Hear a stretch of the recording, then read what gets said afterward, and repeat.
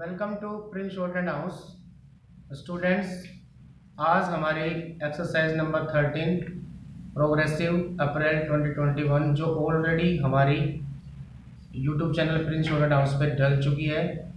चेतना madam ने किया record और 80 word a minute then repeat 100 word a minute. मैं आपको रिपीट कर रहा हूँ 120 word a minute plus 140 word a minute. Be ready. 120 words a minute. Start. In our strategy of development, we want growth and greater equality. We want to prevent concentration of economic power. That is why we must help the public sector as well as the cooperative sector to grow both absolutely and in relation to the private sector. Cooperatives combine the good points of both the public sector and the private sector.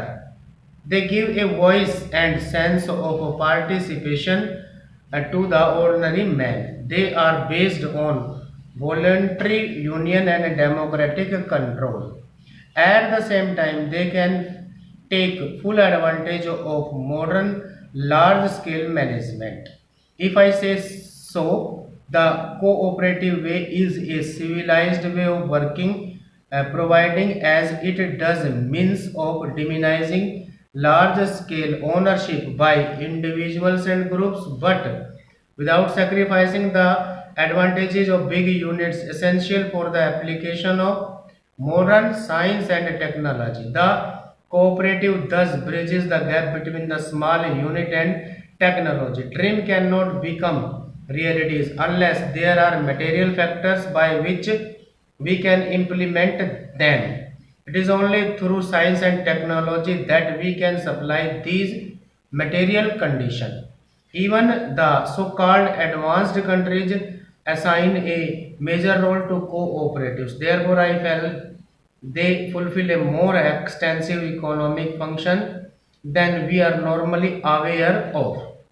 In most European countries as well as in the United States, cooperation is the ruling principle of agriculture. In Japan, cooperatives are a big force, whether it is agriculture or industry or the services.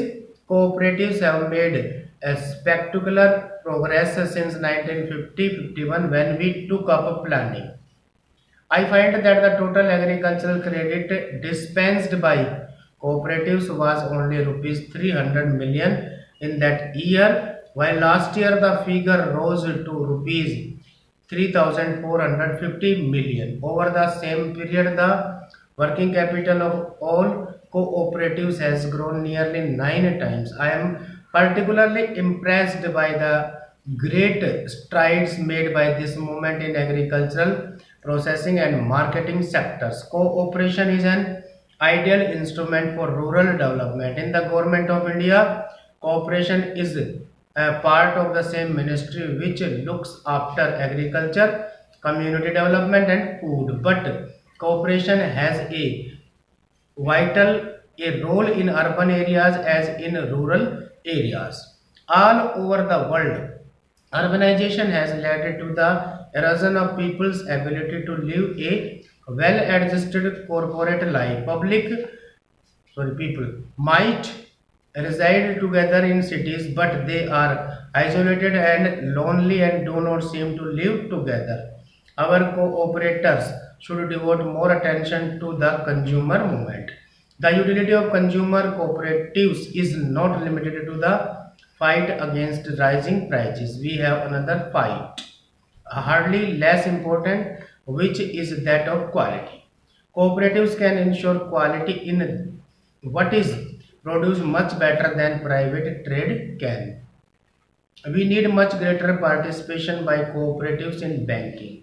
In our country, banking has largely remained the preserve of the affluent, at any rate of the middle class and above, not only in its control but even in its reach. It has cared more for the big man than the small man. Only rarely do we find that common people having recourse to banks lately. Agricultural cooperatives in some areas have begun advancing credit against an approved production program instead of the security of land. A well-run cooperative banking program can finance a large number of small entrepreneurs such as graduates who want to set up small industries, etc. Cooperative banks can also attract small savings, especially if they go to the people instead of expecting them to come to them, waiting long hours and filing forms. I believe some banks in western and southern India have already made a beginning on these lines. Having spoken of the cooperatives, I must also sound a note of caution.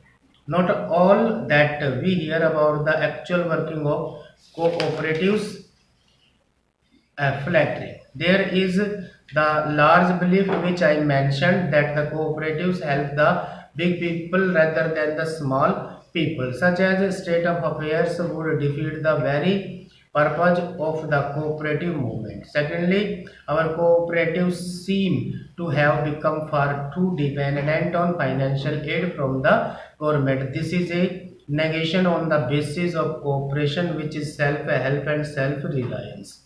Thirdly, there is also a widely prevalent feeling that cooperatives are too mixed up with politics. I find that you are discussing how to de-officialize the movement. I find that you also discuss how to depoliticalize it. The history of the cooperative movement in India of the late 60 years shows that wherever the movement is strong, it is due to the selfless work of dedicated individuals who have steadily resisted the temptation of politics. They have regarded cooperation as an alternative form of serving the people. There is great need in the country today, in every walk of life, for selfless people. It is more so in the cooperative movement. Cooperation enshrines the principle that the social good is supreme. It is because cooperation is a form of social control and also helps the common man to improve his lot. Stop. Repeat 140 words a minute. Ready? Start. In our strategy of development, we want growth and greater equality. We want to prevent a concentration of economic power. That is why we must help the public sector as well as the cooperative sector to grow both absolutely and in relation to the private sector. Cooperatives combine the good points of both the public sector and the private sector. They give a voice and sense of participation to the ordinary man. They are based on voluntary union and democratic control. At the same time, they can take full advantage of modern large-scale management. If I may say so, the cooperative way is civilized way of working, providing as it does the means of diminishing large-scale ownership by individuals and groups, but without sacrificing the advantages of big units essential for the application of modern science and technology. The cooperative thus bridges the gap between the small unit and technology. A dream cannot become realities unless there are material factors by which we can implement them. It is only through science and technology that we can supply these material conditions. Even the so-called advanced countries assign a major role to cooperatives. Therefore, I felt they fulfill a more extensive economic function than we are normally aware of. In most European countries as well as in the United States, cooperation is the ruling principle of agriculture. In Japan, cooperatives are a big force, whether it is agriculture or industry or the services. Cooperatives have made a spectacular progress since 1950-51 when we took up planning. I find that the total agricultural credit dispensed by cooperatives was only rupees 300 million in that year, while last year the figure rose to rupees 3,450 million. Over the same period, the working capital of all cooperatives has grown nearly 9 times. I am particularly impressed by the great strides made by the movement in agricultural process and marketing sectors. Cooperation is an ideal instrument for rural development. In the Government of India, cooperation is part of the same ministry which looks after agriculture, community development and food. But cooperation has as vital a role in urban areas as in rural areas. All over the world, urbanization has led to the erosion of people's ability to live a well-adjusted corporate life.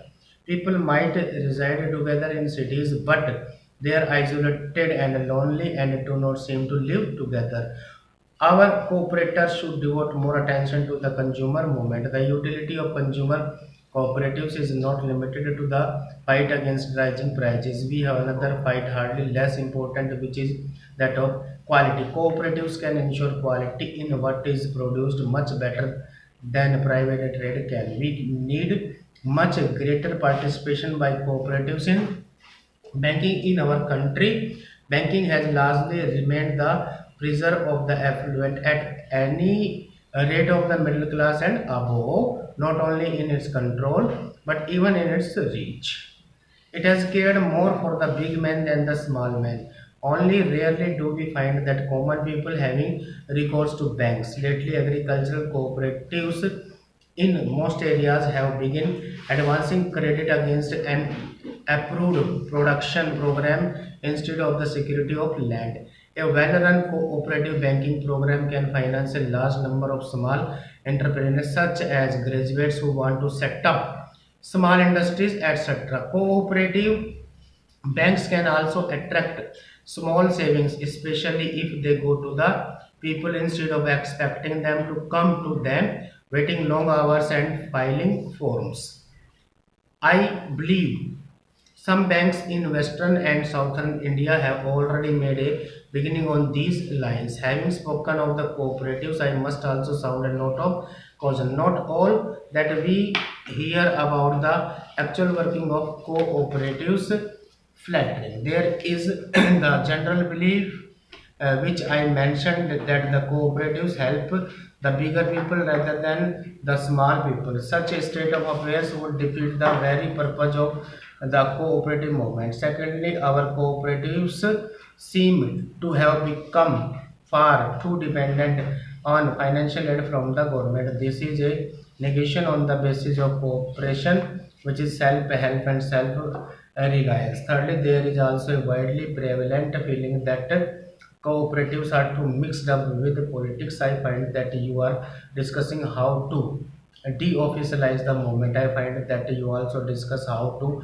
depoliticalize it. The history of the cooperative movement in India of the late 60 years shows that whenever the movement is strong, it is due to the selfless work of dedicated individuals who have steadily resisted the temptation of politics. They have regarded cooperation as an alternative form of serving the people. There is great need in the country today in every walk of life for selfless people. It is more so in the cooperative movement. Cooperation enshrines the principle that the social good is supreme. It is because cooperation is a form of social control and also helps the common man to improve his lot. Stop.